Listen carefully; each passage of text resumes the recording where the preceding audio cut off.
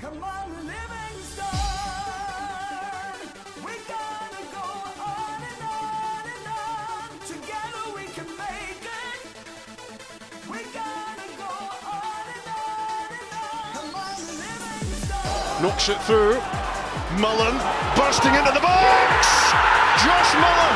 Together we can make it. Mullen's ball across, it's turned in! It's Pittman who's got it! Livingston leads! Road is long. Can they get the ball back in? O'Brien. Lead! And Livingston have the lead! Man, and score. If we march together. The full-time whistle blows and David Hayes celebrates! And the Livingston fans join in exultation. Come on, Livingston. Livingston have the lead against Rangers, and they are certainly rising to a few occasions on their return to the top flight in Scotland. Come on, Livingston. We gotta go. Hello and welcome back to Talk Livi, the podcast dedicated to everything Livingston Football Club and Scottish football, proudly sponsored by Starnat Apparel.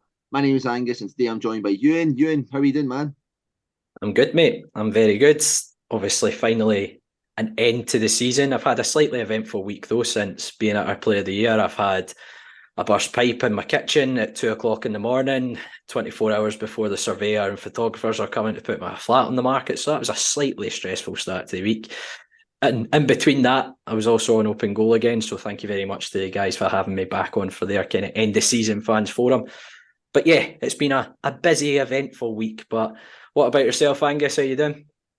Yeah, not too bad. I feel like we've seen each other quite a lot this past week, you know, with the two games and then the Player of the Year, and then obviously we're going to have the Women's Player of the Year tomorrow as well. So going to be sick of the sight of you as well as doing this, but not too bad. My missus is sick of the sight of me as well, so you know I kind of feel your pain, to be honest.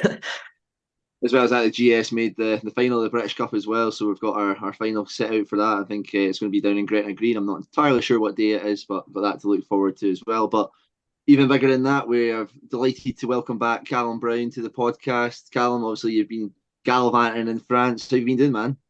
Yeah, I've been good. I was starting to think you'd miss me. That's why you'd invited me on. But I think you're just sick of each other's voices. So good to be on. No, I'm all good, man. I'm all good. Enjoying it over here. So good to be back on to talk about the season. That hasn't ended brilliantly, has it? But no, it's good to be back talking about Livy. Have you eaten anything other than a jambon and fromage baguette? Is that all you've learnt to order in France? By the way, the bread here is a joke. Like it's heavily stereotypical, but everywhere you go, there's baguettes, and honestly, the bread's a joke. But nah, I've got a fairly balanced diet actually, Euan. So I don't believe you for a second. I still don't believe you've washed anything since you've been there either. But As always, you can find this episode as well as all of our others on your preferred podcast streaming sites. Just search for Talk Livi, so follow us or subscribe to ensure you don't miss another episode. We'll kick the episode off by discussing Livy's final games of the season. First of all, a battling draw with 10 men against Motherwell, before another lacklustre away defeat in Perth against St Johnstone. And we'll look back at Livy's campaign and dish out our end of the season awards along with our 2022-2023 season review quiz.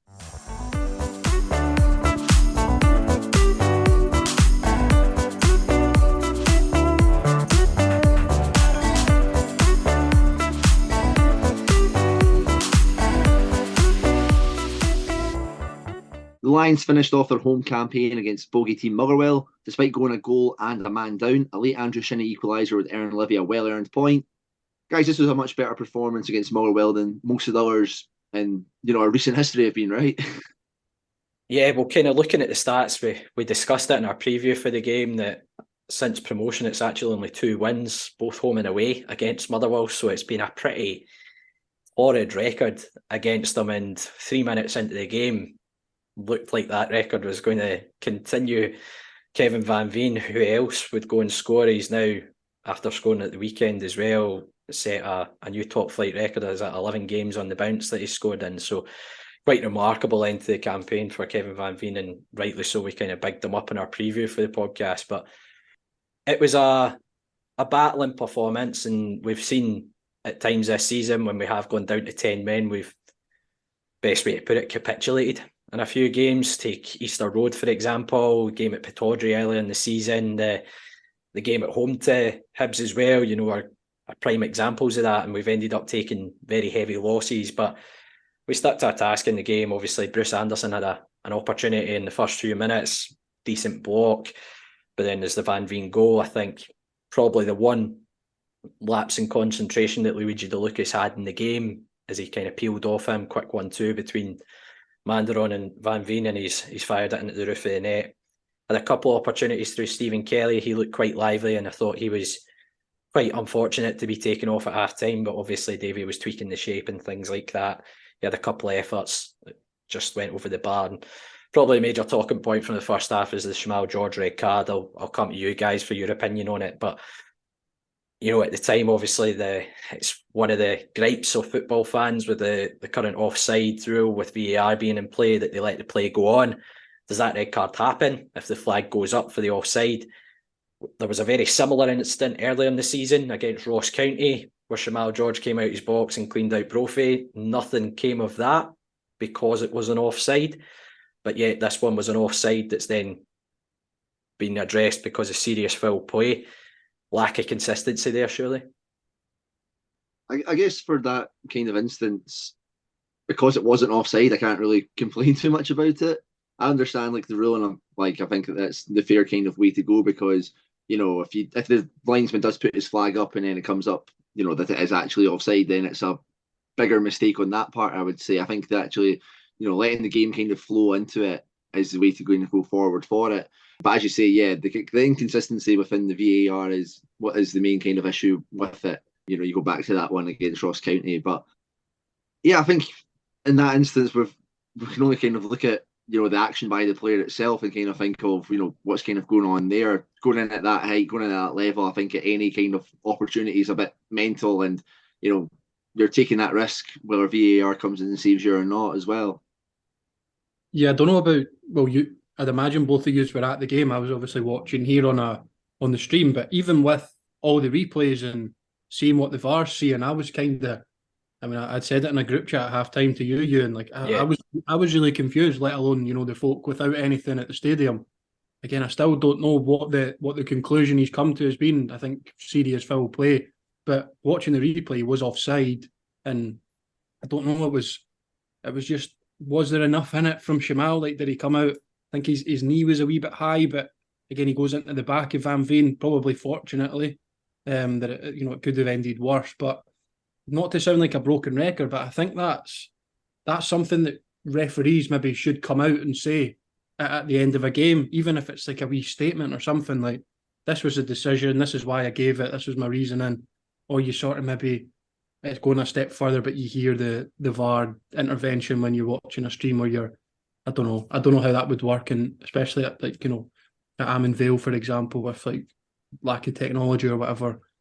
Yeah, it was confusing. On the performance, though, it was, as you said, Euan, we have capitulated a lot after Reds this season, so good that we bounced back. I was not because Shinnie was coming on, but it was more that he'd been brought on for Bruce. I was kind of not screaming at the telly or such, but I was like, come on, we're a man down and we're a goal down. We were chasing the game and we take off our striker. But to be fair to Davey, he's put Shinnie as the number 9, and brilliant from Nicky. Good way for him to sign off at home with an assist. Typical Nicky Devlin that, and then it's a great cutback. So good to bounce back. Slightly frustrating, obviously, if you never know what happens if we stay at 10 men and Motherwell ultimately finish above us. But it was a good point in the circumstances for sure. Not only did we not capitulate when we went down to 10 men, we just played so much better. I thought Motherwell were completely dominant in that first half. I don't think they were completely peppering the goal with chances and that, but I think that they were knocking the ball around very, very nicely in that.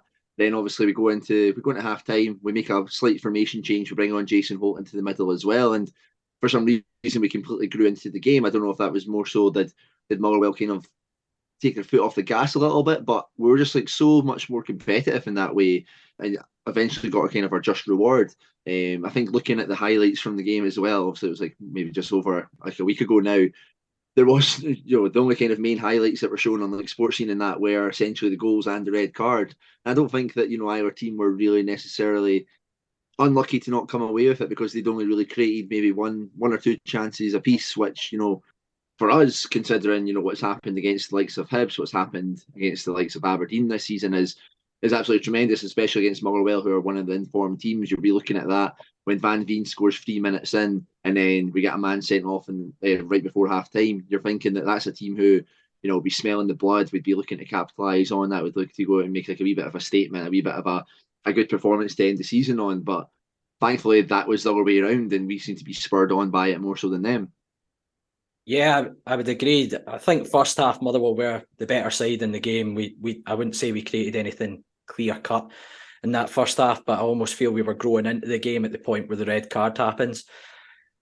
Credit to Motherwell, because I have to say I probably discredited them a little bit in our preview. We're expecting a big physical kind of performance as you normally get from them, but I think that's the most football I've seen a Motherwell side play since we've been up in the leagues, going back to when Stephen Robinson was manager and then Alexander kind of followed him.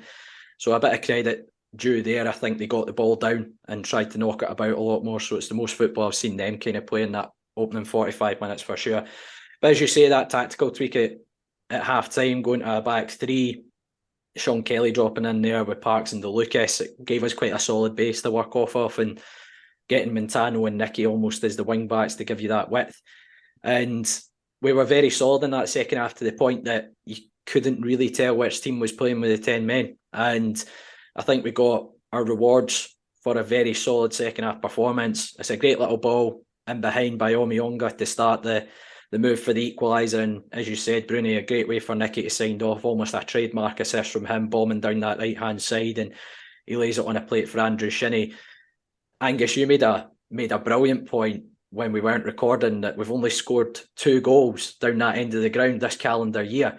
And Andrew Semple wasn't at the Dundee United game, so that was the first goal he'd seen down our end of the park all of 2023. So, as you say, it was a great way for Nicky to sign off, and we talked it up on the podcast that Nicky deserved a really good send off from the fans at the end, which he duly got for the service that he's given the football club. And Angus, we were both at Player of the Year as well, and it looked like he was getting a wee bit teary-eyed when he was giving a little goodbye to the supporters and the squad as well. So yeah, it was fantastic to see Nicky get that send off. But I think it was such a well-deserved point. But I think what makes it frustrating is how we're going to come on and talk about the St Johnstone game, because the performances since the tail end of January, start of February, they're just so, it's like watching 2 different teams at home compared to watching us away from home. And even if you look back at our first couple of seasons in the top flight, yes, our away record maybe in terms of wins wasn't great, but at least there was performances. You thought there was a capability to go and get results, but that seems to have just completely vanished, hasn't it? Yeah, it's just utterly bizarre. I don't understand what kind of happens once we cross that line in an away ground. It's just flat for the most part. And I think that's maybe the thing that's the most kind of disappointing aspect of it, is where we've been so used to the team being so in your face, combative and whatnot. Whereas in these kind of matches, that seems to be, we talk about like the home performances, it's even less than like 50% of that we're seeing. And I think that for the support is what is the most frustrating aspect for these performances, because we would just want the team to give it their all. And not saying like they're obviously trying out there and that, but like it's just been so far off of the usual kind of standards, which has been the issue. And yeah, just in terms of like sheer quality as well, like passing just seems to be off. Like there's so many times that we're just watching random games and we're trying to pass the players and we're hitting out for throw-ins, and that's just kind of just poor overall. But glad to see that we don't have a away game for quite a while now. Can't wait for us to be, opening campaign. We'll be away to like Celtic or Rangers as usual, and that will get us all looking forward to the season in a brand new way as well. I can't put my finger on it at all. As you say, Euan, it's incredibly frustrating, because ourselves will probably all defend the pitch on Twitter and in our group chats with mates and stuff, and then it's hard because our home record's much better than our away record, similar to Kilmarnock. But I think if Pie and Bovril stats are correct, I think 70% of our points have come at home over the season now. There you go. I don't know what it is, because I mean there have been a few performances that we've blown teams away from home. Like, there's been like Tynecastle. I thought, barring what happened towards the end, I thought we were very good. Again, Ibrox, we conceded a late goal, so there have been good performances. Going to St Johnstone, we scored 4, then a 4-2 win. Up in Dingwall as well, we usually do well there, but yeah, it's just recently. It's obviously, it's not just the fact that we're getting beat; it's they're not scoring, or even at times not even looking like scoring. Okay, we've been unlucky in a few occasions, but it's probably it started with that when we began to fully notice it. It was the Motherwell and St Mirren games away from home pre-split. That's when it was more noticed, but it's hard to put your finger on what actually the problem is.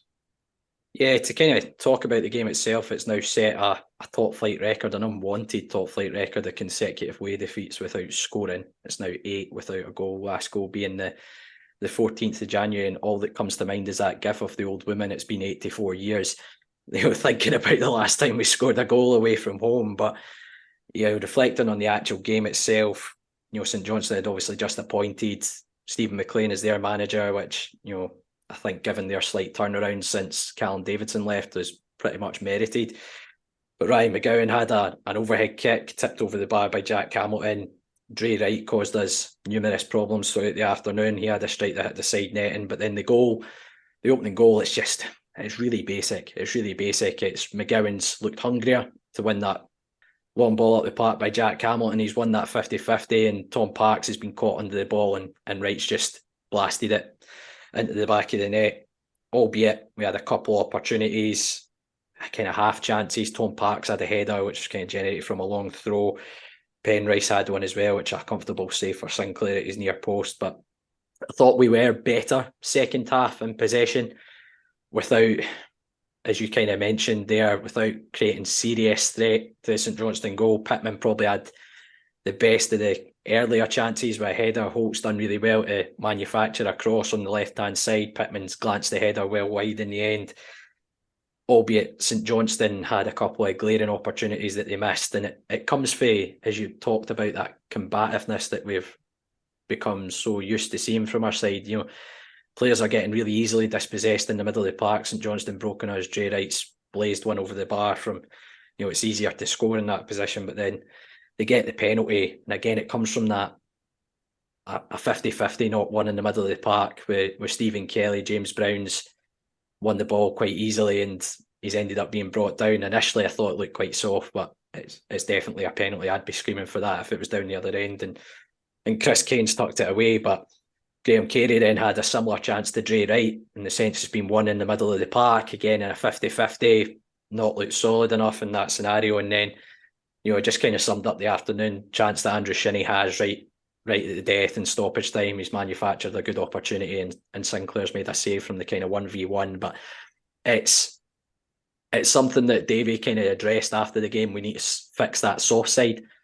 I talked about it on Monday night doing open goal. It's the most goals we've conceded since being back in the top flight, but it's also the least goals we've scored since coming back into the top flight. I think it's 60 conceded, 36 scored. So I was talking about it as being, don't get me wrong, 8th place, good season. I would have taken it at the start of the campaign, but there's worrying trends setting in going into the new campaign. And I kind of talked about it, how last season we finished with 6 games unbeaten, 3 draws, 3 wins. You're going into the new campaign with a little bit of buzz, a little bit of confidence.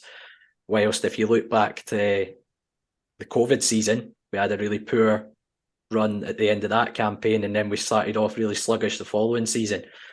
So that can linger into the new campaign. So it's something that will have to be addressed over the summer. Yeah, I think it's about, as you say, it's trying to put together the start of this season with the end of last season over a full campaign, and obviously that's difficult. But yeah, it's extremely frustrating in that sort of sense. In terms of the game itself, I don't know. I don't know if it was just because of our away record in general of late, but I mean, I didn't really think we'd get anything, coupled with the fact that St Johnstone had to send off the likes of Murray Davidson and the Browns, I think it is, their owners. so no relation. Me But and Angus were at the game, and I hope Steve Brown, I think is his name, I hope he doesn't do after dinner speaking, because Jesus Christ, that was torture listening to that.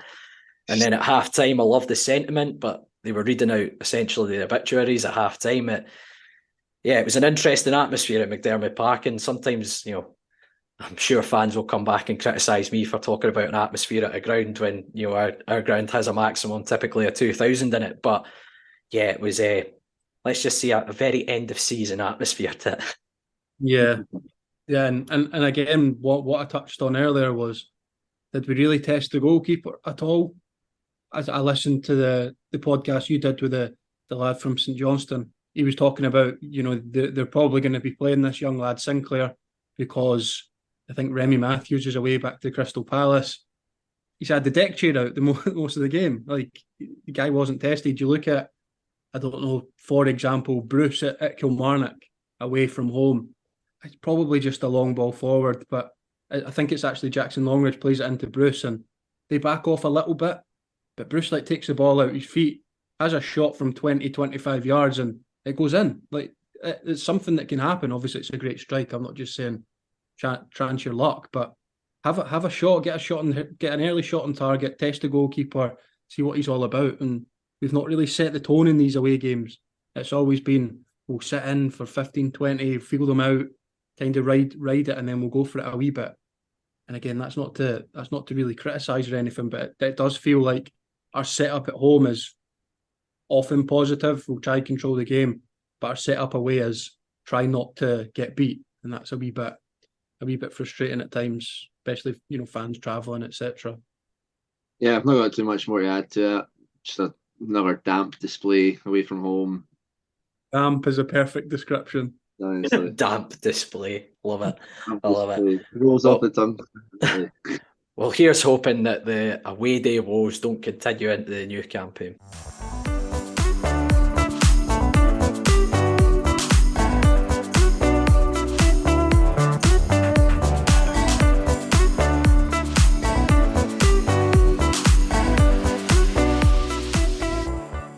We're delighted to have Strana Apparel as sponsors of Talk Livi. UK based with a Swedish soul, we are Strana. Strana is an independent fashion brand from Scotland who create high quality and stylish attire for on and off the terraces. Inspired by terrace culture, lifestyle and music, all their clothing is designed using quality materials and workmanship to combine the very best style and fit. All of this means you get a premium quality fashion at affordable prices while enjoying a simple and secure service. As a bonus for Talk Livi listeners, you can get 10% off your order using the code TalkLivi at the checkout. We'll also have some exclusive giveaways during the season, so keep your eyes peeled on our socials for those too. And thanks to Strana for sponsoring Talk Livi.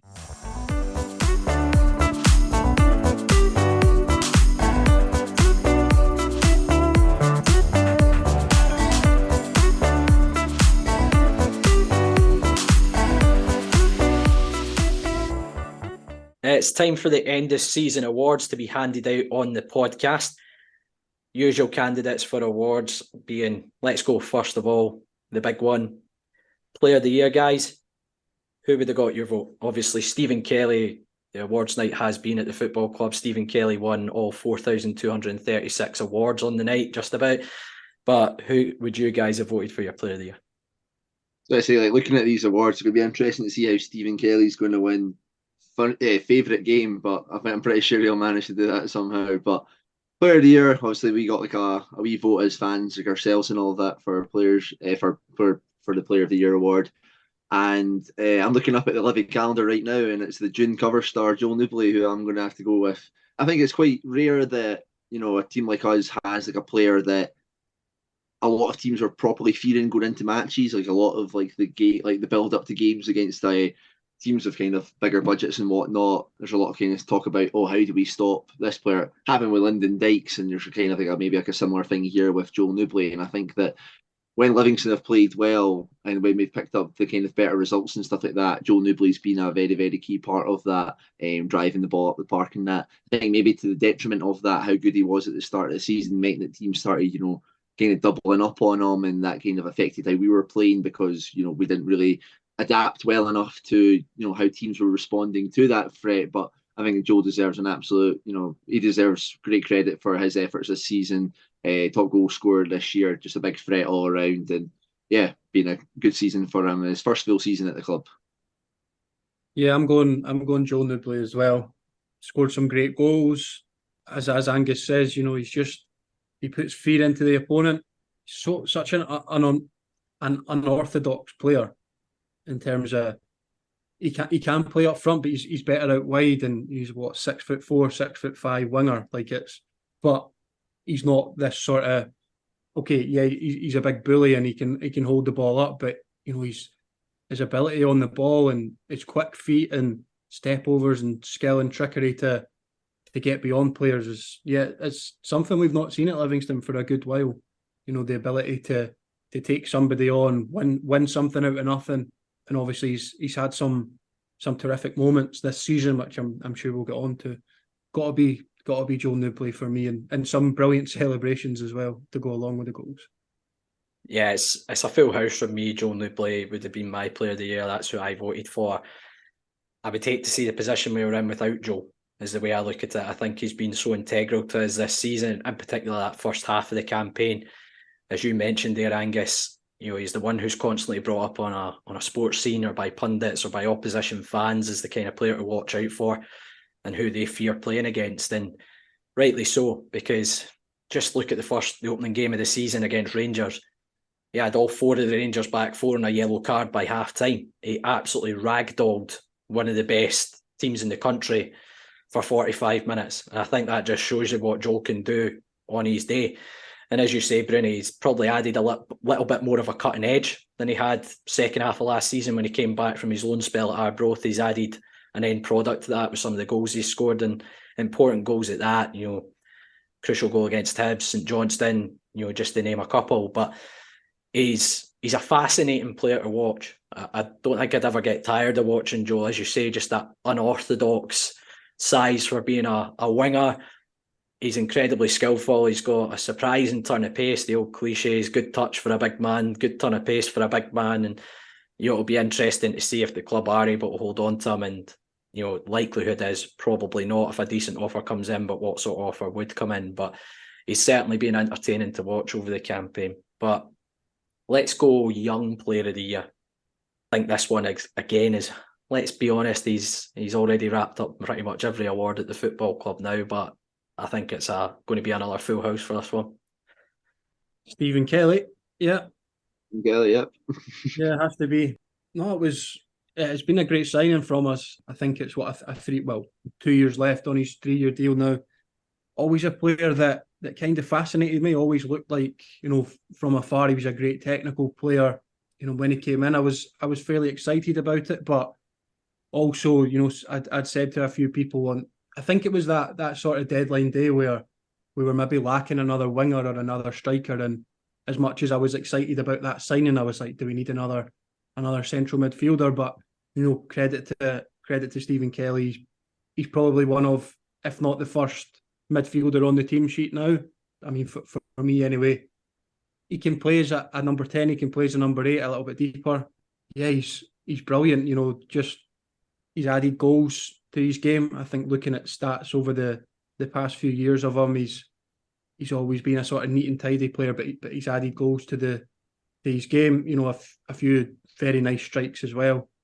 He looks a threat from a dead ball. And again, not to batter former players, but we have been not a soft touch at times, but other teams get a free kick on the edge of the box or they get a corner and you sort of fearing for your lives, and we get it. You're like, how are the opposition going to score from this?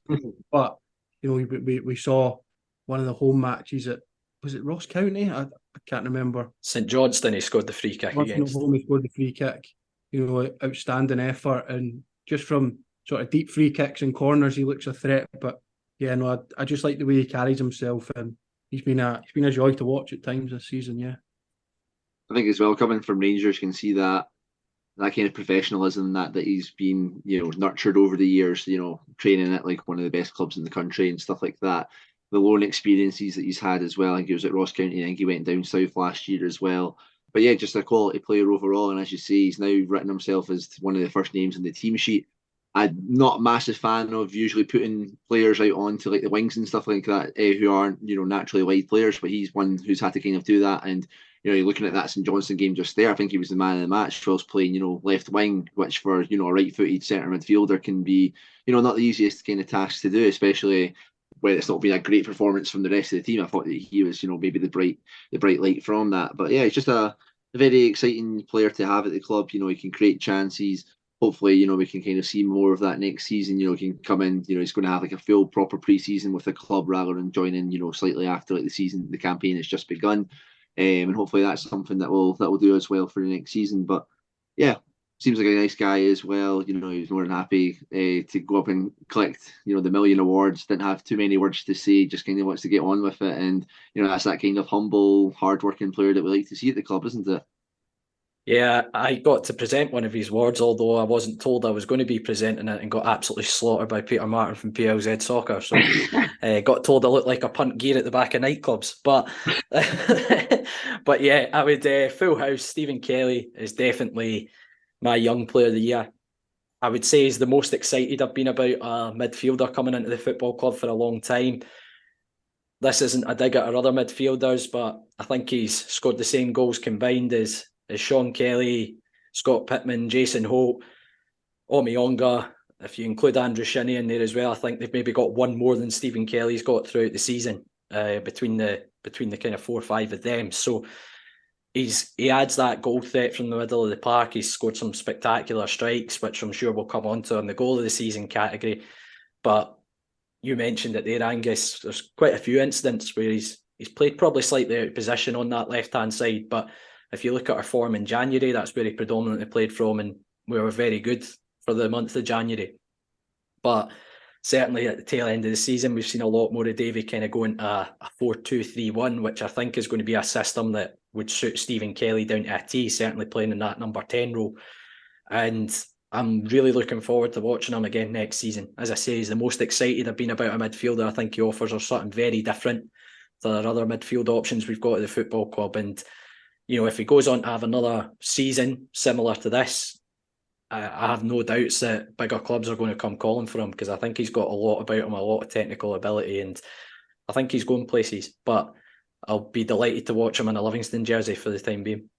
I think maybe important to add as well is, we talk about his technical qualities here and everything like that, his goal scoring ability, but okay, we've been a soft touch at times this season, but again, I think Stephen Kelly coming in, he was probably not somebody that I thought would be this guy that's hard in a tackle or strong on the ball. But again, he's an absolute workhorse. He's not one of these luxury players either, sort of a number 10 that doesn't track back or whatever, which obviously you can't the way we play. But yeah, he's got everything for me that a modern day midfielder needs to have. I think with that one, we can just go on to goal of the season. Is Stephen Kelly a candidate for you guys for that as well, or he's shaping up a little bit? For me, we've spoke about it earlier in the season. I think Stephen Kelly was creating his own competition for goal of the season. I think all his goals throughout the campaign probably deserve a bit of merit towards a goal of the season contender. But it was his free kick against St Johnstone that won it. Out of the options that the club put up, I picked James Penrice's goal at McDermott Park in January, his second goal. Thought that was a very good team goal. I don't think the build-up was kind of shown in the highlight package it was put together, but it was a very good team goal. But my goal this season would have been Kelly's one at home to Kilmarnock, the half volley in off the bar and post. There's something just really sexy about one that comes in off the bar. I don't know what it is, but there's something really satisfying about it. But unbelievable technique, really good team goal as well, and just a fantastic strike all round. So Stephen Kelly, there you go, he's got another award in the bag. Yeah, for me, yeah, Stephen Kelly's been scored a few screamers. Personally, I really enjoyed Joe Newbley at home to Hibs. And again, you can maybe crucify the defending and probably rightly that's so. My argument against that one. Just it's two decent defenders. The experience of handling. I think Porteous was playing. Yeah. Correct me if I'm wrong, but he's glided by them as if the both of them aren't there. And we've seen Porteous for Scotland.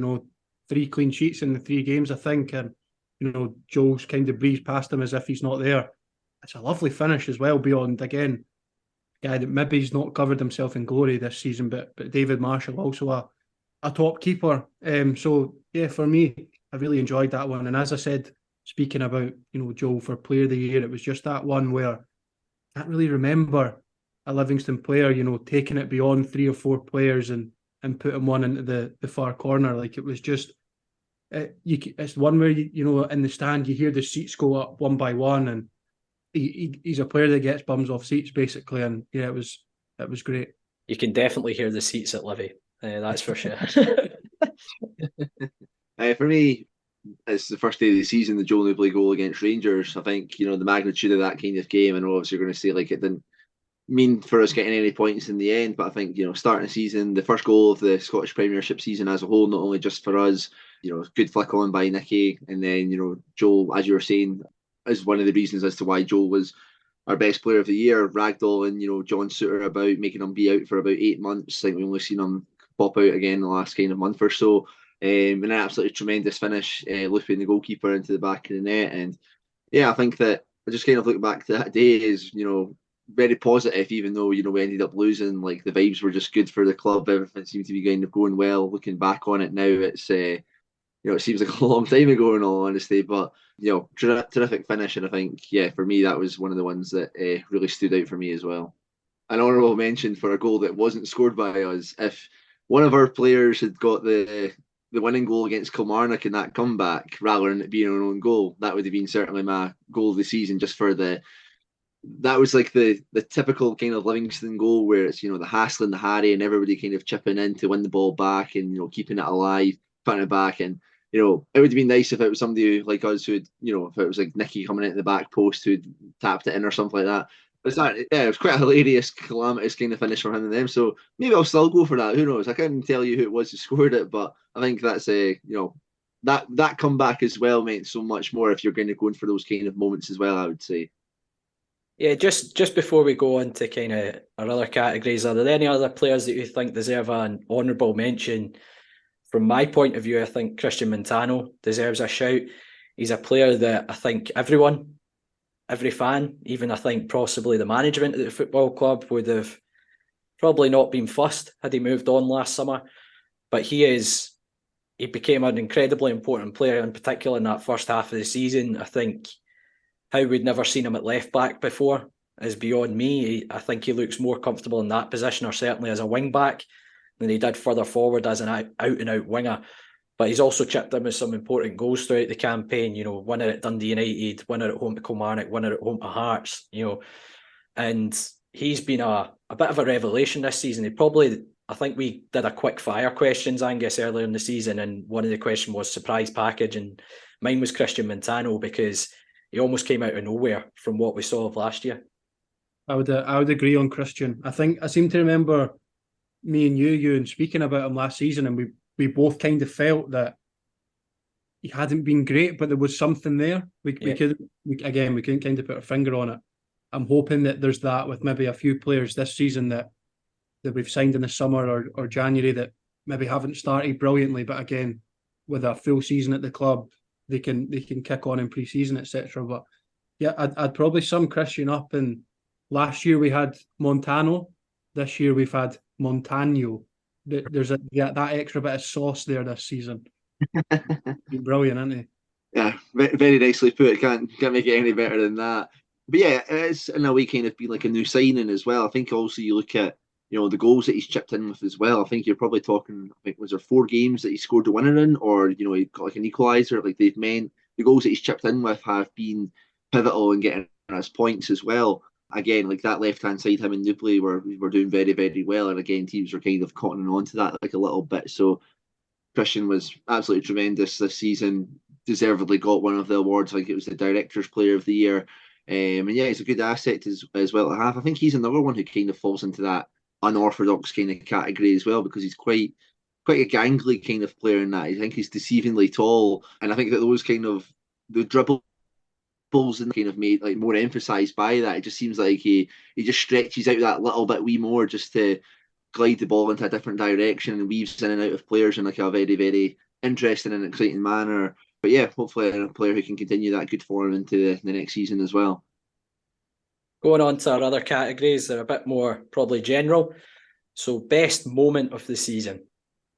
Best moment, I think I'm going to have to go for that win away at Kilmarnock. There's not too many games in which we've showed, that kind of resiliency. We only picked up 4 points from losing positions this season, which isn't too great. But I remember that on the Friday night against Kilmarnock away from home. I think we conceded 2 goals purely from bad marking at set pieces. And I remember the second half performance was just absolutely excellent. I think we made a couple of substitutions. I think Omiyonga and Montano came on, and the game just completely changed. And it was much more like Livingston in that kind of way. I think that was one of the times this season where we've seen the club really dig in and rightfully get a reward for the effort we'd put in. 2 good goals we scored as well as a rare penalty scored as well, which is our collector's item these days as well. But I just remember, I think that the away support that day was really good as well. Friday night football, we made quite a good effort to get out there. We're very vocal as well, and I think you can see that by the post-match kind of celebrations as well. There was just a lot of kind of joy in that kind of moment. So that kind of sticks out for me quite a bit, I would say. Yeah, I would agree. That would probably be my number one, but just because you've spoken about it, number two, I'd probably go. I think it was 4 or 5 days later. I think it was the sort of midweek after that. It was home to Aberdeen, and that was a great one as well. Big 3 points. Started very well. I think we went 2-0 up. There's about 19 penalties in the game, 25 bars, all of that, but loads of bookings as well. I think I remember it. There was last season as well. There was a big win at home to Aberdeen, and I think Clancy was referee. We had a red card. There was so many. God, I can remember that. I think he's still booking players from that game. I kind of had that sort of that battle kind of vibe going on again. Can't remember who was ref this time, but again, I think it was 3 penalties in the game. They missed one. Shamal saved one. We obviously scored one, and yeah, it was just, I think, Fitzwater, it was maybe Ayo. I can't remember who scored. Maybe Fitzy. I can't remember. I think it was Fitzwater, yeah. But like they sort of came back into it, and it was more back to the wall for the last few minutes. But again, it's just games about games under the lights, even away or even at home. More particularly at home, you look in the past at the prime example would be playoffs or Hearts, the 5-0. I just felt, okay, it's not quite that, but it was another one of those that just felt so much better under the lights. Good atmosphere, kind of. Again, it feels so much better when you battle hard and you win the game rather than you kind of clinging on. We deserved the 3 points. Yeah, my best moment, I'm going to be a little bit more sentimental and not look kind of directly at games, but a couple of moments that really stand out for me. I think Tom Parks making his first appearance for over 500 odd days after a very lengthy spell out injured. I think that's incredible that, I'm sure he's had a lot of down days in that period coming back from that knee injury, almost 18 months out. So I think that was a nice thing to see, that game at Rugby Park. It was probably the only highlight as a Livingston fan at that game, post-split to Kilmarnock. But I would also put in Scott Pittman breaking the appearance record for the football club. And, there's no more fitting player to have broken that record set by Keegan Jacobs. I think the record was 309, if I'm correct. And obviously 310 broke it from Scott Pittman. So he's been a fantastic servant for the football club. Maybe not had his best of seasons this year, and I'm sure Pitts would admit that off his own back. But, he's getting closer and closer to a testimonial year, which will be another special moment for him, which I'm sure he'll absolutely dread, being the centre of attention, Scott Pittman. Nicky Devlin made a very funny point at Player of the Year, how he sat next to Scott Pittman for the last 4 years in the dressing room and still hasn't heard him talk. So I'm sure Pitts will be absolutely terrible if he has to have a testimonial dinner and do a speech. It'll be his idea of hell. But yeah, those were kind of my best moments of the season. A little bit more sentimental, I would say, than kind of looking at individual games. I think it's right to also mention, if we're broadening this out to the full club, the fact that our ladies team and reserve team both won their respective titles as well. Only the women's section of our club has only been running for a couple of years now, and to be making those kind of strides is a massive deal. And to do it in relatively comfortable fashion as well, especially the season before, like the tail end of the season kind of petered off a little bit. They managed to kind of maintain that a little bit, but like a lot better this time round. And the team involved in that definitely deserve a lot of credit, and yeah, it'll be exciting to see the team playing against some more established teams in the SWPL2 next season as well. And also again for a whole club, the academy kind of coming back. I'm not sure if it was more towards the end of last season, start of this season, but it's pretty much been the full year it's been running for. And that result from the B team in the Challenge Cup away at Bonnie, the penalty shootout win, that was incredible. Ivan saving about 12 penalties. that was incredible. The fact that again it was I think Scott Busindu played and Ivan played, but other than that it was 9, 10, 11 17-year-olds. I think it was 17, 18-year-olds. It was against Bonnyrigg didn't do brilliantly this season, but they're a League Two club, players that have played at a decent level, and yeah, that was just a great moment for some of the young lads, and we ended up doing a full kind of media day on it from that point of view, interviewing Neil Hastings and a couple of the young lads after it who again were kind of thrown into the limelight. But no, it was just great to see what that meant to them, and hopefully it's going to stand them in good stead going forward in their hopefully prosperous careers. Yeah, I think it's nice to touch on those kind of aspects as well as the club as a whole. You guys have already touched on what I would believe would probably be your favourite game. I'm going to make it pretty much a full house and talking about the Kilmarnock one as well. I don't know what it is. As you say, there's a little bit more magic about under the lights, and I'm a big advocate for Friday night football. It kicks off your weekend, especially after a good result like that. And as you said, Angus, talking about that, the second half performance in that game was excellent. Omi Onga and Christian Montano made a massive difference when they came on. Spectacular goal from Bruce Anderson in the first half. The novelty of scoring a penalty, if I'm right in saying, I think it was 3 out of 9 for the season we got. But, Sean Kelly obviously tucked that one away, and then almost shades of the Sean Byrne press at Tannadice, that famous night, that famous win in the playoffs for the third goal and the winner. So that would have been my game of the season, certainly. But funniest moment, guys, I've got a couple. Our away form? No, I'm joking. For me, I'm conscious of speaking about. No, to be fair, I can edit the question just for the quiz a wee bit later. But it sounds bad because you're taking the piss out yourself. We were 4-0 down to 10 men at Easter Road, Christmas Eve. I'd just come back for Christmas, obviously after being out here for about a month. Come back, maybe see a decent result at Easter Road. Yeah, as I say, 4-0 down to 10 men. Get a penalty though, chance for Isma to score his first goal, misses it. We've got another penalty in the same kind of incident, and Fitzy steps up, misses it. So yeah, that was just, if you talk about the phrase rubbing salt in the wounds, that was doing it tenfold, and that was pretty incredible. Yeah. I was lying on the stairs, howling with laughter at that. It was just the perfect summary of the shittest afternoon at the football you could possibly have watching your team. As you say, an early red card, 4-0 down, you get 2 penalties in the space of 2 minutes, and you manage to have them both saved in the last couple of minutes. It was just, if you could write the worst possible afternoon at the football, it was pretty much that. And it was at that point just actually quite funny, to be honest.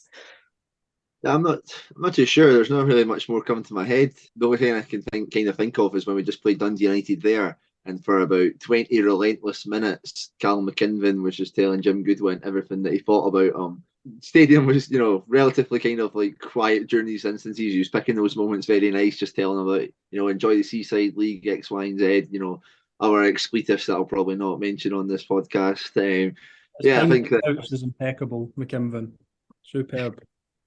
So I think that's the kind of thing that sticks out for me. I'm not sure if there's a couple of more glaring omissions that if you're got in mind, Euan. Well, certainly from a supporter's point of view, being at the games, I think Andrew Semple, a former host on this podcast, getting absolutely bluttered at our January game up in Dingwall and continuously flirting with a steward for almost 90 minutes, but also getting cleanly wiped out celebrating Bruce Anderson's second goal and splitting his hand open You should have seen the state of it. I've still got a picture. I'll happily send it into our group chat later on, guys, for you to view if you haven't seen it already. But I'm not going to lie, I found that really entertaining, and it gave me a warm fuzzy feeling inside seeing Andrew Semple hurt. I don't know if that's sick of me, but I don't really care. My other one would probably be David Martindale getting sent off for sticking the middle finger up to David Marshall to tell him there was only a minute left. I think that's just brilliantly cinch, if I'm totally honest. I think that's probably funniest moment of the season. I don't know how many managers in their career have been sent off for sticking the middle finger up in a joking sense. So that obviously didn't turn into a ban for him. I think he was just given a little bit of a slap on the wrist and told to apologise and say it wasn't a good example to set. So, but yeah, those would have been my funny moments of the campaign. But a little bit about opposition players. We've had a lot of opposition fans over the season coming on and previewing games, and they've given us a fantastic insight into their teams as well. But who's the best player you reckon we've faced this season? That bastard Van Veen. 5 goals against us in 4 games? Guy's just been a joke against us. Like, he just seems to score regardless. And yeah, I'm hoping that he gets sold by Motherwell, because I don't think I can take playing at least another 3 games against him next season. If we get 2 against them at Firth Park, he's definitely going to score about 2 in each of them.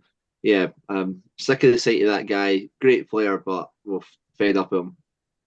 Yeah, another guy I'm fed up of is wee Kyogo. Get a move. Yeah, effectively that's all I've got to say, really.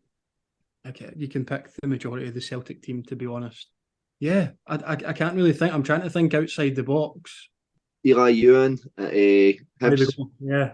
Last 2 games that we played them, he's absolutely tore us apart. Again, he's just signed like a new contract there. I don't know if they'd be looking to move him on so soon, but yeah, we had a very, very torrid time against him the last 2 times we faced him. Yeah, I would agree with that. I think that's the most torrid afternoon I've seen Nicky Devlin have, was that Christmas Eve game up against Euan, and he set the tone in the opening minute of that game, running at him and getting him behind. He's definitely been, a good acquisition for Hibs over the course of the campaign. As you mentioned, it's difficult not to talk about any of the Celtic players. Kyogo's scored a handful of goals against us this season. Rio Hatate, I think, is a top player who's going to end up moving on for big money from Celtic. But I'm going to go and agree with Angus. Kevin Van Veen, I can't wait to see the back of him. And the other reason I can't wait to see the back of him is that I really want to see Motherwell without him, because he's been so crucial. I think he's almost got 50% of their goals this campaign. So it'll be interesting to see Motherwell next season without Kevin Van Veen. And I know I was talking to Gogsy, who I'm sure a lot of Scottish football fans will be aware of, who's a big Motherwell fan, about that on Monday night. And he was kind of along the same lines. He'd be intrigued to see what Motherwell do and how Kettlewell gets on without having that 29 goal a season striker. So, and obviously 5 goals in 4 games against us. He's essentially won all of Motherwell's points against us this season, single-handedly. I think only Max Johnston scored the other goal that Motherwell have scored against us this season, which kind of sums it all up. But yeah, he would be the best player that we've faced this season for me.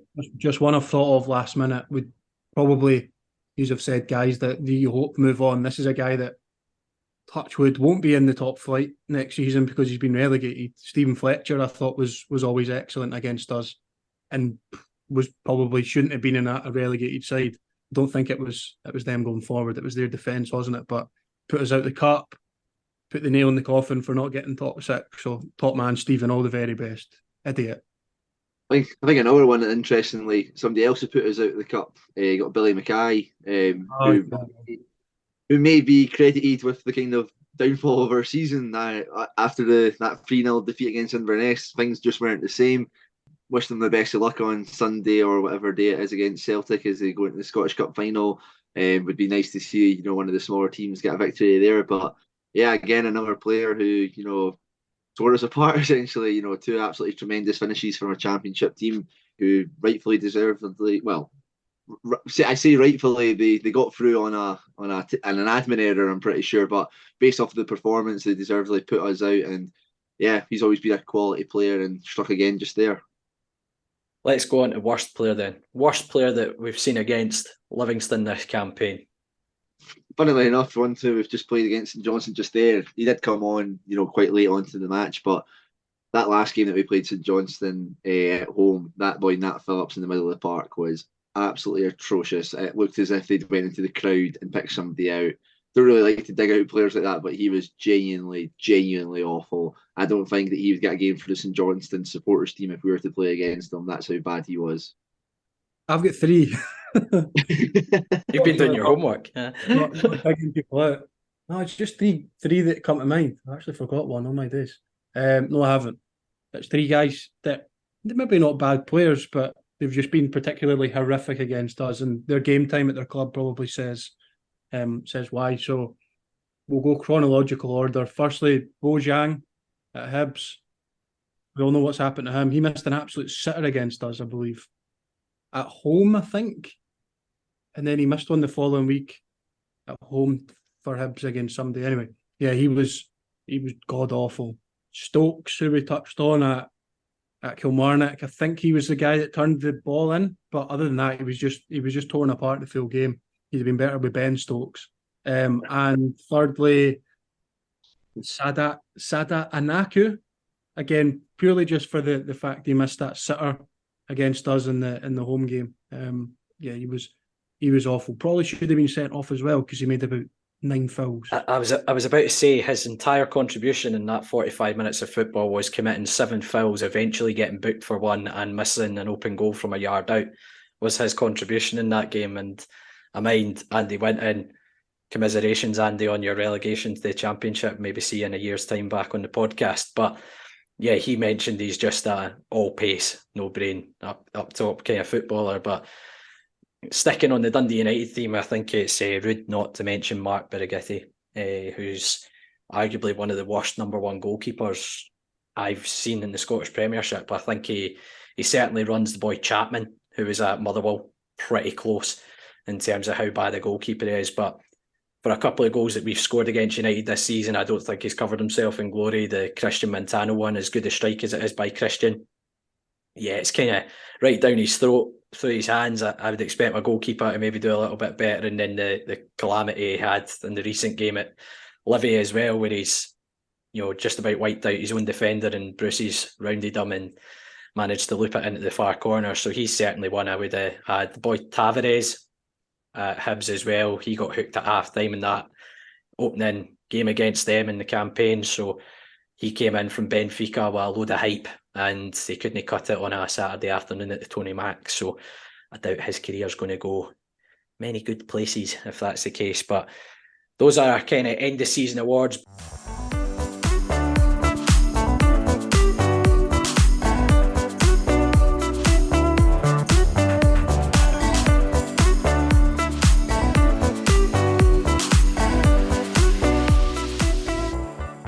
Broonie, you've decided, you're big time now, so we need to give you a big time role when you come back on the podcast. You're going to be our quiz host for this, and it's going to be something a little bit different we've not done before, so it's going to be a quiz that's almost ties into a review of the season. Yeah, it's just going to kind of summarise the season. Again, it probably takes us back to a few moments, maybe. I don't know, there's some, I'd say, easy questions. We've actually mentioned a couple throughout, but I mean, it's impossible not to. So we'll just start. I think play along at home if you want. If you're listening, kind of we'll reveal the answer just after each question. The guys will write it down, I think, or I'll trust them to keep it in their head and say kind of at the same time. But first question, probably a basic one to start, I would hope. How many points did we finish on in the Premiership? Oh shit! Are we giving you the answer after this if I'm writing it down? Yeah. Takes you the audio element of a podcast, right enough. But was it? All right, cool. It can be done. Right, so we'll go Euan first. 46 points. 46. I had 48. 48. Nat, 46. 1-0 to Euan. Maths was never my strong point. Second question. Going back to the very start, who scored our first competitive goal of the season? I've got this in the bag. I know I do. Oh, I've got no clue. On the quiz already, anyway. Yeah, he absolutely has. You were saying as well about like how there's a couple of easy ones, a couple of like harder ones. There's a I think few. these are the easy ones as well. I was gonna say, these The next two are obviously- total give me's. The next two are these total are give. supposed to be the tap-ins. I don't know why. I feel like this person scored. It's definitely wrong. Do you remember the game, first of all? Yep, Albion Rovers was our opening competitive game of the season, and it was his one and only goal of the season. Perfect. The legend that is Scott Pittman. Pittman, correct. Angus has written Obalai. I don't know why. Did he score against Cove? Who scored the first goal against Cove? I Obalai. He got the equaliser at the start of the half. There you go. Yeah, to be fair, it's At least I'm like somewhat. I've got confused at the order of the cup games as well. But question 3, this is a give me. I was scraping the barrel for questions. Who was the oldest player to play for the club this season? I don't need the age, it's all right. Oldest player to play, not named in a squad. I'm not trying to throw you off with a Gary Malley, don't worry. I don't know if this is Shinnie. It's got to be Andrew Shinnie. Shinnie. Surely. Yep. Perfect. Doesn't he look the oldest? I'll tell you that.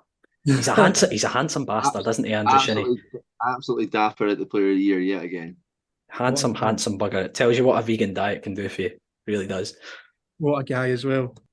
4, who was the youngest to play for us this season. A wee bit trickier, but again, I think it's gettable. Just for context, Andrew Shinnie, 33, doesn't look a day above 21. Bradley? Yeah, youngest new recruit, Stephen Bradley. Yeah, 20 at the time, now 21. Happy 21st, Bradley.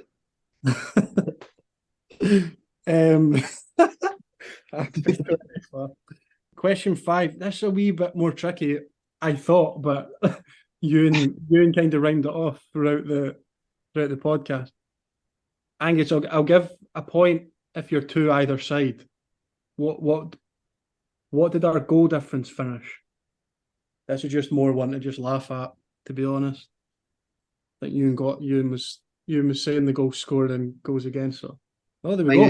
There we go, minus 24. That's from my homework for open goal right there. Just for context as well, Angus is writing this, taking a blank photo on Snapchat and writing it in the yellow pen on Snapchat. Really excellent. I was like, am I getting slagged off for this? I'm like, that's a great No, I'm actually a big fan of it. It's a lovely thing. Euan's got like a notes app that you can barely tell if it's in English or not.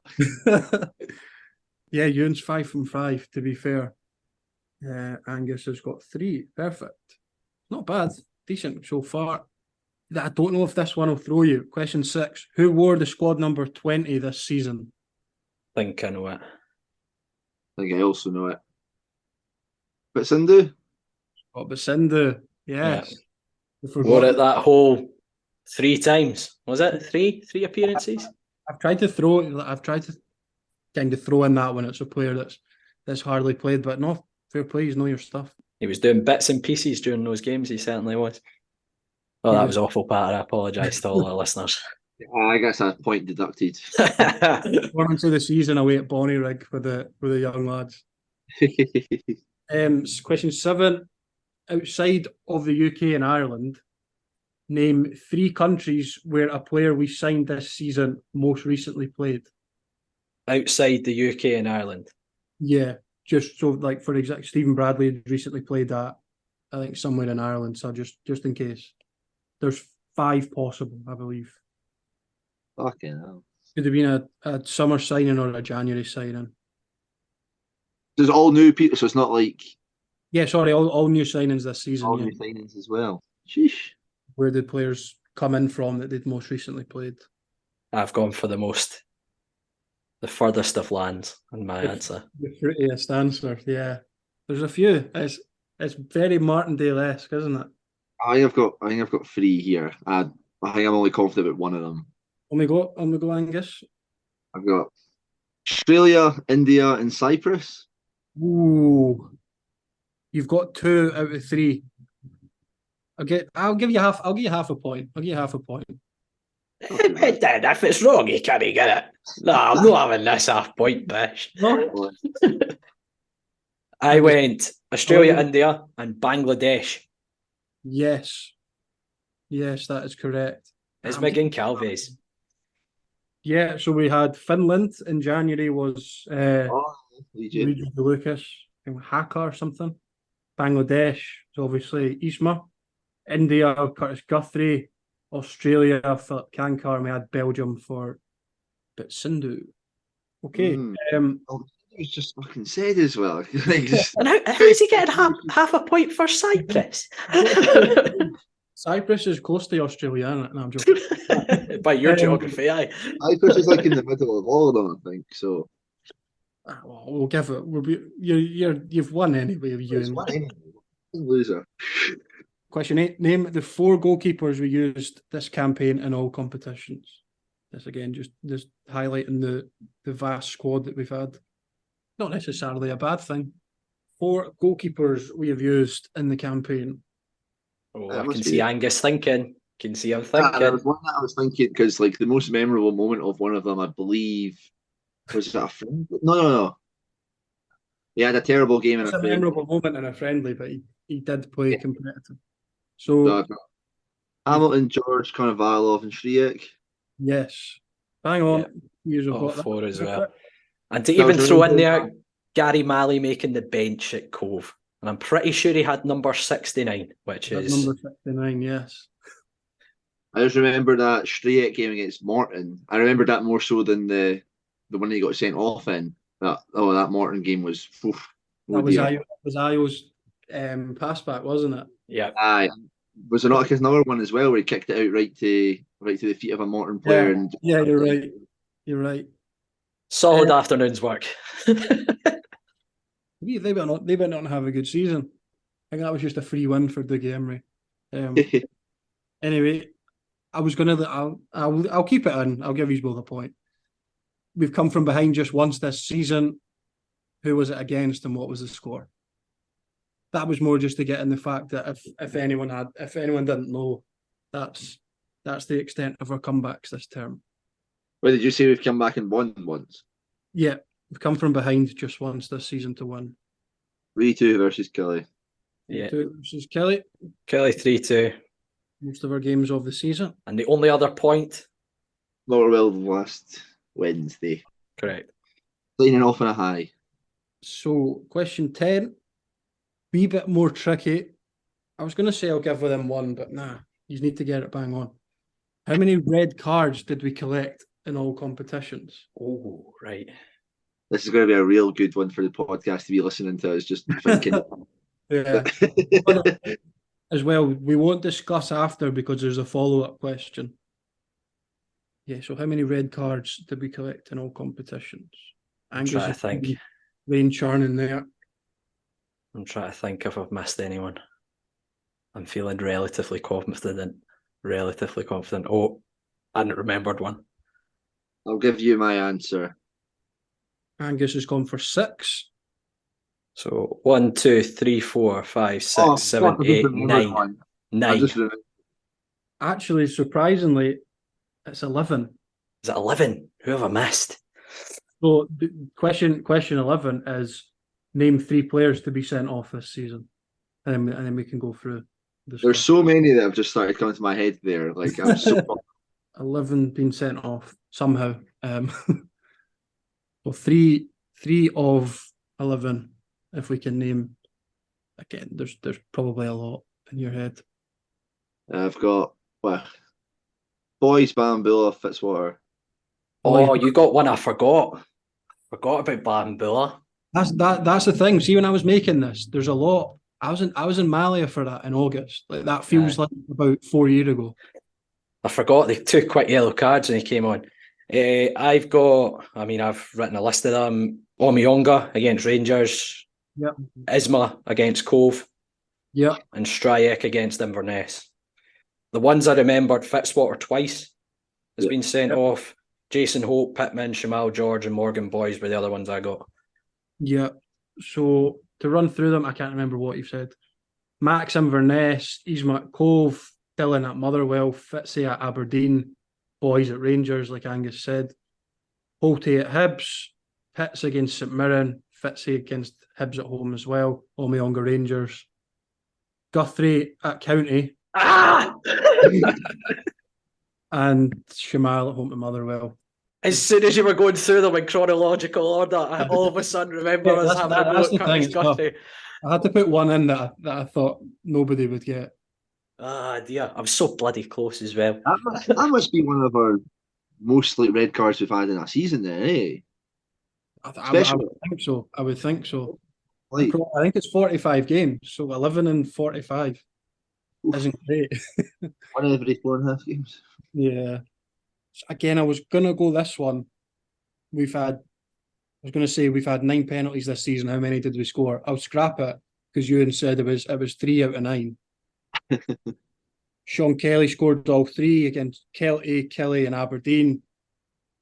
Name, aside from Sean Kelly, name 3 players to miss a penalty.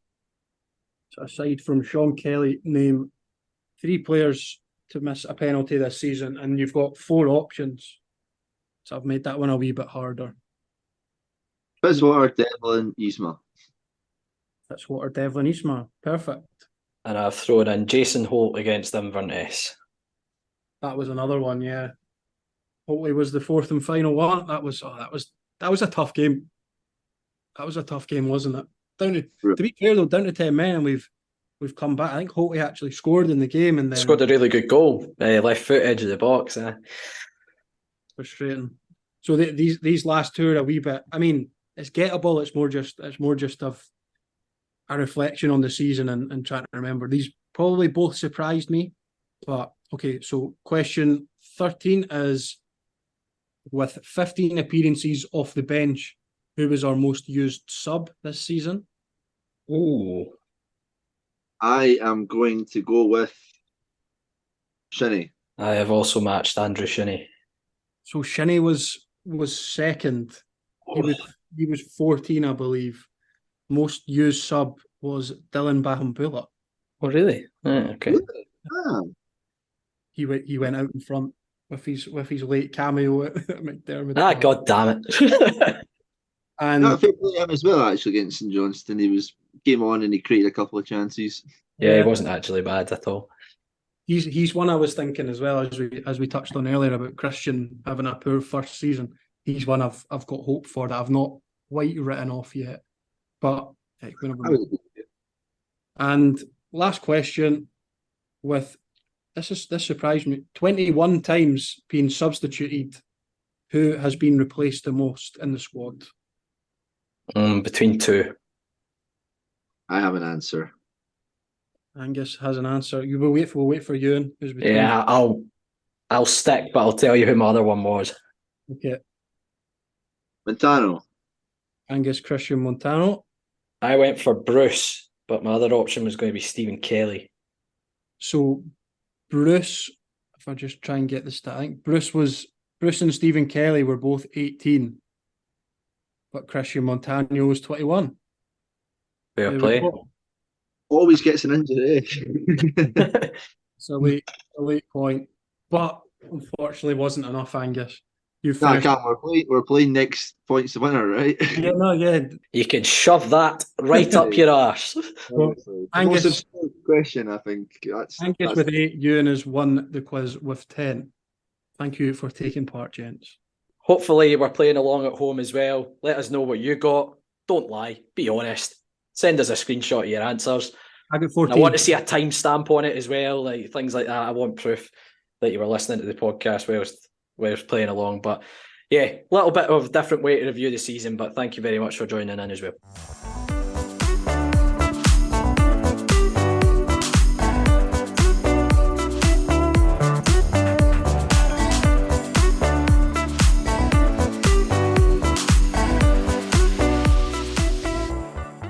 That's it for this week's episode of Talk Livi, and it's also the end of the season as well. Thanks again to every single one of you for tuning in, week out throughout the campaign. We've also managed to reach another milestone for the podcast over that time, which is 40,000 downloads. That's not including our YouTube listens as well, which is a fantastic achievement for a small podcast like ourselves. So we don't achieve that if you don't tune in and listen like you do every week. So thank you very much for that. If you can, we'd love to hear your feedback as always. Either leave us a review on iTunes or simply message us on Twitter, Facebook or Instagram. As Euan said, we're on Facebook, Twitter, and Instagram. So search Talk Livi to find us, and you'll find all the links to our weekly episodes on there as well. You can also find all our episodes, including this one, on all good podcast streaming sites, including iTunes and Spotify. We're also on YouTube, so don't forget to subscribe to the channel. If none of those options suit you, all you have to do is head to our website, talklivipodcast.libsyn.com, where you'll find every single episode we've done over the last few years. That's it for this week, as I say, and that's us for the season. We might have a couple of special episodes over the summer before we come back for the new campaign.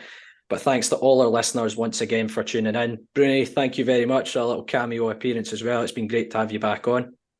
Great to be on. And just a thank you as well to Nicky Devlin's been a great player to sponsor over the last few seasons as well. And we wish him and all the departing players all the very best. Yeah, absolutely. Obviously wish Nicky the best of luck. Me and Angus got a wee picture with him, and that was actually Nicky's gag we stole, which was showing him the door on his way up to Aberdeen. But yeah, thank you, Nicky, for being such a good sport over the last 3 years with the podcast as well, and wish you and the family and all the best up in Aberdeen, but obviously wish the best of luck to the other departing players as well. But let's hope for a great campaign next season following the Lothians' finest football team.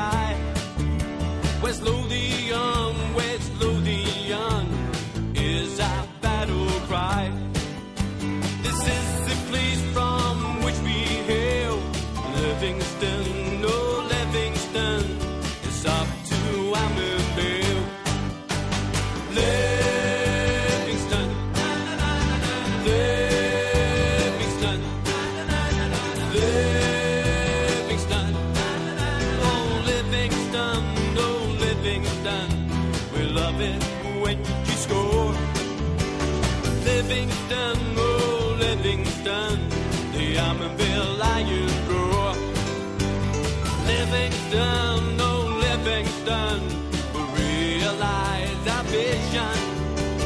Livingston, oh Livingston, into the